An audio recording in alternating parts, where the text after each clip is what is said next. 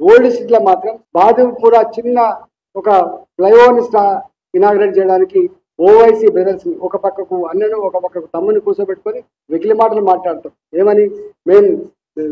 మాకు దమ్ము నొల్లం, మేము పట్టి లాక్కొచ్చి పైసలు ఇప్పిస్తా, మోడీ గారిని లాక్కొస్తావు, మోడీ గారిని పట్టుకొచ్చి పైసలు ఇప్పిస్తావు అంటే కూట్ల రాయి తీయలేడు ఏట్ల రాయి తీసినట్టుగా మోడీ గారు ఎక్కడ, మీరెక్కడ, భారతీయ జనతా పార్టీ ఎక్కడ, నీ పార్టీ ఎక్కడ, వారి అనుభవం ఎక్కడ, నీ అనుభవం ఎక్కడ?